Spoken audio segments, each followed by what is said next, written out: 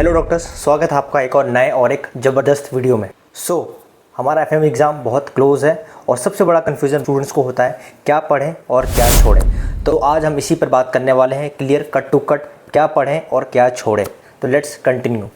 So guys, before I continue I just want to tell you कि जो भी अभी तक आपने पढ़ रखा है आप बस उसको उतना ही पढ़ें, कुछ भी नया ऐड ना करें।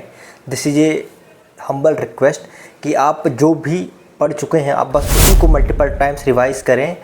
किसी भी वीडियो पे और किसी भी सब्जेक्ट्स को जो आपकी छूट गए हैं प्लीज़ आप उसको कवर करने की कोशिश ना करें। अगर आप उसे पढ़ भी लेंगे ना फर्स्ट टाइम सेकंड टाइम, वो आपको याद नहीं रहने वाला है। इसलिए अब छोड़ दो हर सब्जेक्ट को कंप्लीट करना। जितने आपके सब्जेक्ट्स हो गए हैं try to focus on that only और try to revise that subjects multiple times. आप उन्हीं सब्जेक्ट्स को जो आप पढ़ चुके हैं उन्हीं पर ग्रिप बनाएं अपनी, ना कि उस सब्जेक्ट के पीछे भागे जो आप एक बार भी नहीं पढ़े हैं या जो आपसे मिस आउट हो रहा है।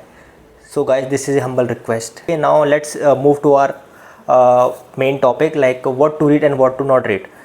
So guys, the first point what I want to say is, देखो उस सब्जेक्ट्स में चाहता हूँ कि आपको मैंडेटरी पढ़ के ही जाना चाहे कुछ हो जाए। देखो ठीक है, फॉर एग्जाम्पल इसमें आते हैं आपके PSM, नेक्स्ट आता है आपका पैथो, देन आता है micro, then I should like tell you कि आप इसमें शॉर्ट सब्जेक्ट्स ले लो, FMT, डर्मा, है ना, साइकेट्री एंड वट एवर जितने भी रह गए, रेडियो, ये सब्जेक्ट आप कर लो। ठीक है, ये सब्जेक्ट्स आपको होने ही चाहिए मेरे अकॉर्डिंग ऑन एन एवरेज। अगर if I give a short summary तो आप जितने भी प्री क्लिनिकल सब्जेक्ट्स हैं मैं चाह रहा हूँ आप उन पर पूरा ताकत लगा दो। इस महीने लास्ट महीने में पूरे जोर लगा दो भाई। ठीक है, बड़े सब्जेक्ट का रिवीजन रह जाता है तो भाई कोई दिक्कत नहीं है, बट मैं चाह रहा हूँ आप छोटे सब्जेक्ट पे इतनी ग्रिप बनाओ, प्री क्लिनिकल सब्जेक्ट पे मेनली इतनी ग्रिप बनाओ कि आपका एक भी क्वेश्चन उसका गलत नहीं होना चाहिए।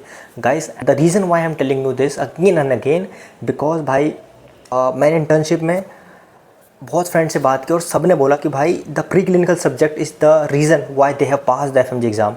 सो from my side I don't want you to miss this opportunity. अभी भी टाइम है गाइस, प्री क्लिनिकल पर फोकस करो, ट्रस्ट मी, आई थिंक आप पास हो जाओगे भाई। जिनको भी डर लग रहा है ना कि जिनके सब्जेक्ट छूट रहे हैं, try to focus more on pre clinical subjects rather than on the big subjects. So guys, the next point is कि what to skip और what to not read. देखो guys, मैं just ये बताना चाह रहा हूँ कि और I think I have told this multiple times that कि भाई जितने भी मैकेनिज़्म है फार्माकोलॉजी के अलावा, जितने भी मैकेनिज़्म हैं भाई उसको अवॉइड करो रीड करना, उसकी प्रोसेस को अवॉइड करो रीड करना, इससे आपका टाइम बचेगा, trust me. For example I think anatomy है, देखो एनाटॉमी का एग्जांपल दूँ तो जितने भी इनोवेशंस हैं, जितने भी फालतू के इनोवेशंस हैं वो छोड़ दो भाई। हमें एनाटॉमी में आजकल तुम ट्रेंड देख रहे हो कि जो क्वेश्चंस आ रहे हैं बहुत बेसिक जो आते ही आ रहे हैं, जैसे कि अल्ना नर्व है, मीडियन नर्व है, रीडल नर्व है, उसकी बस इंजरी पर क्वेश्चंस आ रहे हैं, उसके ना इंजरी पे क्वेश्चन आ रहे हैं, उसके रूट्स वगैरह को देख लो थोड़ा। सब क्लेवियन की ब्रांचेस पे क्वेश्चंस आ रहे हैं, ब्रेन के क्रॉस सेक्शंस पे क्वेश्चन आ रहे हैं, इन पर फोकस करो। ठीक है, for more informative videos I have already made a video on anatomy कि उस पर क्या पढ़ना है नहीं पढ़ना है, just check out it and देखना, आप बहुत लाइटली फील करोगे एनाटॉमी को। जिन लोगों को डर लगता है एनाटॉमी से, ट्रस्ट में एक बार उस वीडियो देख लो। और कुछ टॉपिक्स ही हैं जिसमें मैंने मार्क कराए जो मोस्ट इंपॉर्टेंट है, शायद वो आपकी हेल्प कर दें। नेक्स्ट बायोकेमिस्ट्री की अगर मैं बात करूँ, बायोकेमिस्ट्री में भाई जितनी भी साइकिल्स हैं ट्राई टू जस्ट एक बार गो थ्रू कर लो, बाकी उनको इतना मेमोराइज़ करने की जरूरत नहीं है। विटामिन पे फोकस कर सकते हो आप, डिजीज़ है जितनी सारी PKU and what ever tyrosine की जो डेफिशिएंसी से जो डिजीज़ होती है उन सब पर थोड़ा फोकस कर सकते हो एंड बायोकेमिस्ट्री भी वाइंड अप हो जाएगा गाइस, ट्रस्ट मी। मैं बार बार इसलिए फोकस करता हूँ, मैं प्री क्लिनिकल सब्जेक्ट्स को इसलिए ज़्यादा बात करता हूँ क्योंकि यार देखो मैंने देखा है कि इन्हीं से सिलेक्शन लिया जाता है। अब देखो ऑप्था और एनटी की बात करते हैं तो भाई मेरे अकॉर्डिंग ऑप्था और एनटी में ना POIQs एक बार देख लो और थोड़ा बहुत POIT देख लो ना, आपको आइडिया लग जाएगा। आप उतना मत डिटेल में पढ़ो यार, क्योंकि देखो ऑप्था और ENT में भी ना आप देखो ना एनाटॉमी बहुत ज़्यादा घुसी हुई है। फर्स्ट चैप्टर सेकंड चैप्टर देखो तो एक बार अपना POIQ के बेस पर ना उनको रिवाइज़ कर लो तो बहुत ईजी हो जाएगा। और जो बाकी जो बचा उन टॉपिक्स को भाई तुम छोड़ सकते हो इस एंड टाइम में। और एंड टाइम में भी बस यही बोलूँगा कि ऑप्था एनटी के POIQs रिलेटेड टॉपिक्स देख लो, वो पढ़ के चले जाओ, आपका एग्ज़ाम सिंपल हो जाएगा। Now let's talk about the short topic. देखो शॉर्ट टॉपिक्स है जो डर्मा है, साइकेट्री है, एनेस्थीसिया है, भाई इनमें तो यार मुझे लग रहा है 30-40 पन्ने का ही PDF होता है।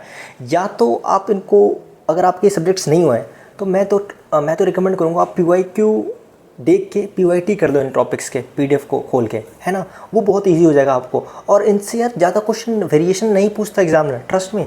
जो क्वेश्चन आते चले आ रहे हैं उन्हीं क्वेश्चन को वो रिपीट करता रहता है। एनेस्थीसिया में देखो वो पेज होगा, आपको याद करो, जिसमें सारी ड्रग्स हैं, वो ड्रग्स याद कर लो, आपको पूरा एनेस्थीसिया हो जाएगा। एक आध क्वेश्चन इधर उधर से होके आता है, अदरवाइज नहीं आता भाई। रेडियो में भी कुछ इमेजेस हैं, लंग्स की इमेजेस देख लो आप, ये क्रॉस सेक्शन देख लो, और निमोथेरेक्स एंड निमोपेरिटोनियम, इन सब की इमेज देख लो भाई। आपका मेडिसिन का भी क्वेश्चन सिंपल हो जाएगा अगर आप थोड़ा बहुत इस ट्रिक से थोड़ा खेलोगे ना। तो आपके सब्जेक्ट्स ना भी होंगे ना, फिर भी आपके सब्जेक्ट्स हो जाएंगे और आप स्कोर कर लोगे। So guys now let's talk about like micro and patho. देखो भाई ये इंपॉर्टेंट है यार, ये नहीं छोड़ सकते आप। इनका एक एक कोना मैं चाहता हूँ कि आप ऐसे साफ़ करो कि वहाँ क्वेश्चन आए और आपका आंसर हो। ऐसे ऐसे इनको चमका के जाना है आपको। You can't miss this subjects guys, trust में, ये सब्जेक्ट स्कोरिंग है। आप रट्टा मारो, तोता बन जाओ इन सब्जेक्ट्स के लिए। आपको तोता बनना पड़ेगा भाई, क्योंकि रीज़न कि भाई इनसे डायरेक्ट क्वेश्चन आते हैं, ठीक है। बायोकेमिस्ट्री भी मैं ऐसे बोल रहा हूँ, बायोकेमिस्ट्री से भी डायरेक्ट क्वेश्चन आते हैं, आप नहीं छोड़ सकते इन टॉपिक्स को। Now let's come to the like major subject like I think medicine, gynae and surgery. देखो इन सब में बहुत लोगों का होता है कि ये सब्जेक्ट्स ही कंप्लीट नहीं कर पा रहे हैं या रिवाइज नहीं कर पा। देखो इनका सिलेबस इतना ज़्यादा है और वेटेज भी ज़्यादा है, बट गाइस एक बार ट्रिक समझो, जब वेटेज ज़्यादा है, मटेरियल ज़्यादा है, तो आपको मटेरियल ज़्यादा याद करना पड़ेगा, ठीक है ना। अब इतना ज़्यादा मटेरियल है, उस मटेरियल से कहाँ से क्वेश्चन आएगा, वो पॉसिबिलिटी और वो प्रोबेबिलिटी लगाना एक स्टूडेंट के लिए बहुत मुश्किल हो जाता है। इसलिए मैं बोलता हूँ इन पर थोड़ा कम फोकस करो। ये नहीं कि बिल्कुल नहीं पढ़ के जाना है भाई, देखो पढ़ के तो सारे सब्जेक्ट जाना है, 19 के 19 सब्जेक्ट इंपॉर्टेंट है, but you have to play in a smarter way, है ना। तो इनमें से जितना कर पाते हो ठीक है, नहीं कर पाते हो, आपको लग रहा है आप पैनिक कर रहे हो ना, तो guys come to the short subjects, pre clinical subjects पर आराम से आ जाओ एंड आराम से आप थोड़ा ना प्ले कर सकते हो। ट्रस्ट में आप थोड़ा बहुत प्ले कर लोगे यार।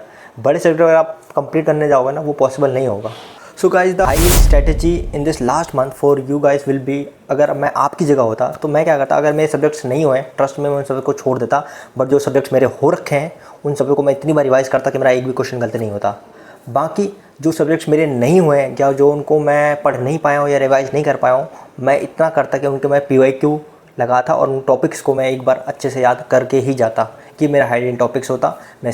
और इस मंथ लास्ट मंथ में मैं ज़्यादा से ज़्यादा कोशिश करता मैं क्वेश्चन लगाने की। इमेज वाले भी क्वेश्चंस बहुत आते हैं, आप इमेज का क्वेश्चन एक भी गलत नहीं कर सकते। तो और मेरी ये भी कोशिश होती कि मैं इमेज वाले क्वेश्चन करके जाऊँ, ये मेरी लास्ट मंथ की स्ट्रैटेजी होती। And in addition to this I just want to say कि रिविजन इज द की। जितनी बार रिवाइज करोगे उतने ज़्यादा सिलेक्शन है आपके चांसेस, ठीक है ना। बाकी भाई देखो पूरा game is all about recall. कि क्वेश्चन देखते आप रिकॉल कर पा रहे हो, पीडीएफ को विजुलाइज कर पा रहे हो, तो surely you will crack this exam, ठीक है। कोई नहीं रोक सकता। डिस्पाइट ऑफ दैट, अगर आपने जीटी दिए हैं, नहीं दिए हैं, आपका जीटी स्कोर आ रहा है, नहीं आ रहा है, आप मल्टीपल टाइम्स क्वेश्चन प्रैक्टिस कर रहे हो, नहीं कर रहे हो, बिकॉज मैंने इतने सारे केसेस देख लिए हैं अपने इंटर्नशिप में। मैंने सबसे बात की भाई, सब ने बोला पूरा गेम ही रिकॉल का है। So try to revise that PDF multiple times. अब वो रिवाइज करने का, रिकॉल का तरीका वो सबका अपना होगा। किसी को पीडीएफ पढ़ के याद होता है, किसी को बार बार वीडियो देख के याद होता है, किसी को BTR से होता है। So it is up to you. मैं नहीं बता सकता, ना कोई और बता सकता है, ठीक है ना। ये आपको ही सोचना पड़ेगा कि मेरे लिए क्या सूट करता है। सो एट द एंड गाइस, तो रिवाइज़ करना मत छोड़ो, हिम्मत मत हारो यार। जब तक एग्ज़ाम में ना बैठ जाओ ना, उस एग्ज़ाम डेट तक आपको हिम्मत नहीं हारनी है। बस मेरा एक सजेशन है स्मॉल सा, कि आपको लगे रहना है। चाहे आपका जीटी में स्कोर आ रहा है, नहीं आ रहा है, ये सब छोड़ दो, बस रिवाइज़ करते रहो भाई, क्योंकि वो एंड दिन का खेल है। बस वो the game is about on that day, game changing day है 26, उस दिन पता लगेगा भाई आप कैसा परफॉर्म करते हो।